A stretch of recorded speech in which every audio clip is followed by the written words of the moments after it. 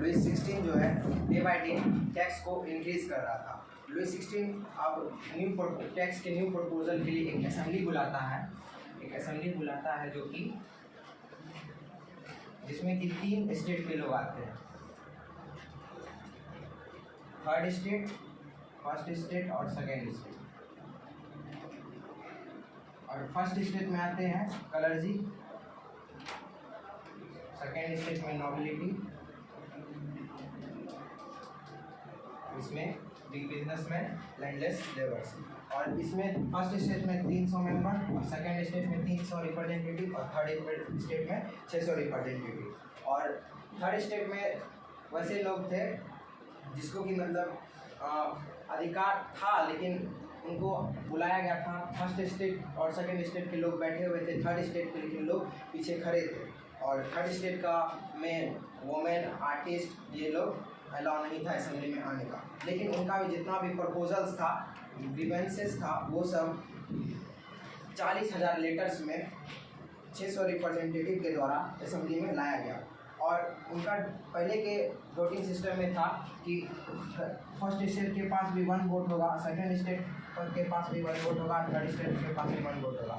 लेकिन और third state का जो डिमांड था ये था कि ईच मेंबर के पास 1 वोट होगा, यानी कि ईच मेंबर के पास 1 वोट होने से क्या होगा कि मोनार्की पे ज़्यादा असर, मोनार्की एक रूल था जो कि मतलब एक किंग के द्वारा, एक आदमी के द्वारा पूरे कंट्री पे रूल किया जाता था। लेकिन थर्ड स्टेट का डिमांड था कि यहाँ पे हम लोग कॉन्स्टिट्यूशनल रूल लाएंगे।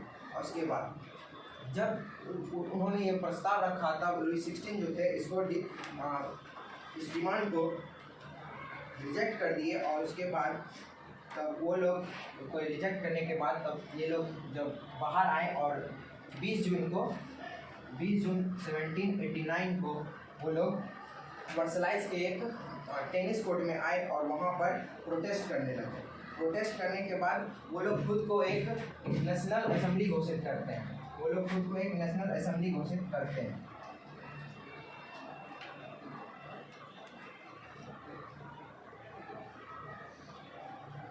नेशनल असेंबली घोषित करने के बाद वो अपना एक कॉन्स्टिट्यूशन तैयार करने का सोचते हैं जिसमें कि उनका साथ देते हैं मिराबे और अब्बेसियाज। मिराबे एक नोबल फैमिली से थे और अब्बेसियाज एक प्रिस्ट थे। क्लियर होता है कि ये दोनों एक फर्स्ट और सेकेंड स्टेट के थे, लेकिन ये अपना प्रिविलेज बाय बर्थ यूज़ ना करके थर्ड स्टेट के साथ देते थे।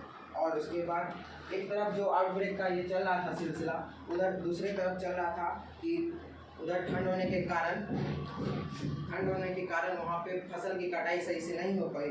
और उसके कारण जो बेकर्स थे वो एक्सप्लॉइट कर रहे थे और शॉप्स के बाहर बहुत लंबी लाइनें लग रही थी, जिसमें कि लाइनें में वुमेंस भी खड़ी थी और जिसके कारण वुमेंस लोग गुस्सा हो जाती थी और इसके कारण भी एक आउटब्रेक ऑफ रिवोल्यूशन हुआ।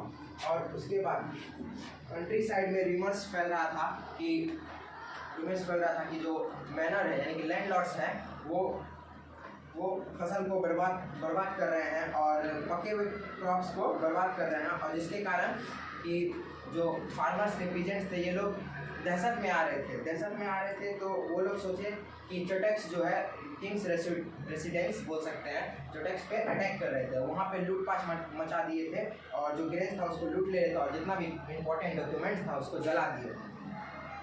ये सब होने के बाद जो नोबल्स थे जो कि चोटेक्स में रहते थे वो लोग वहाँ से निकलते हैं, भागते हैं और आसपास के कंट्री में चले जाते हैं। और ये सब देखने के बाद जो लुईस 16 थे वो फाइनली डिसाइड करते हैं कि नेशनल असेंबली को हम एक्सेप्ट करेंगे और जितना भी और 4 अगस्त के रात में वो असेंबली को एक्सेप्ट करते हैं और जितना भी फ्यूडल टैक्सेस था और जैसे कि तिथिस था, टैलिस था, ये सब को हटा दिया जाता है।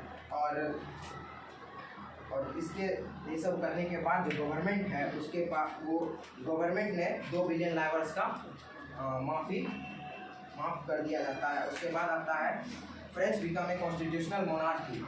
फ्रांस जो है अब कॉन्स्टिट्यूशनल मोनार्की बनेगा। तो कैसे होगा अभी हम देखेंगे।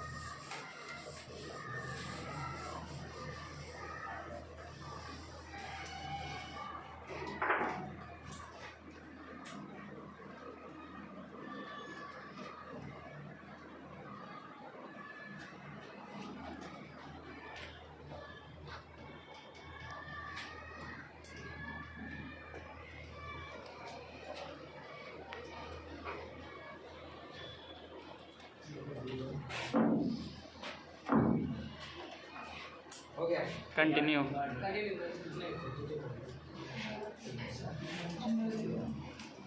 इसमें एक तरफ जो बन रहा था ना कॉन्स्टिट्यूशन, वो 1789 को कॉन्स्टिट्यूशन बन के तैयार हो जाता है।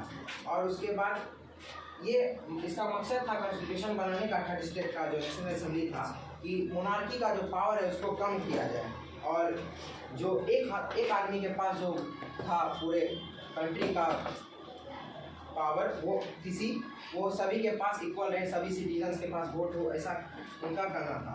और इसी के लिए वो 3 स्टेट में कॉन्स्टिट्यूशन को करते हैं डिवाइड, एक लेजिस्लेचर, दूसरा जुडिशरी और तीसरा एग्जीक्यूटिव। तीनों को वो अमेंड कर रहे थे। कॉन्स्टिट्यूशन जब 1791 में बन के तैयार हुआ था, तब वो वहाँ पे इनडायरेक्ट टैक्स चल रहा था। इनडायरेक्ट टैक्स में क्या था, एक एक्टिव सिटीजन था और एक पैसिव सिटीजन।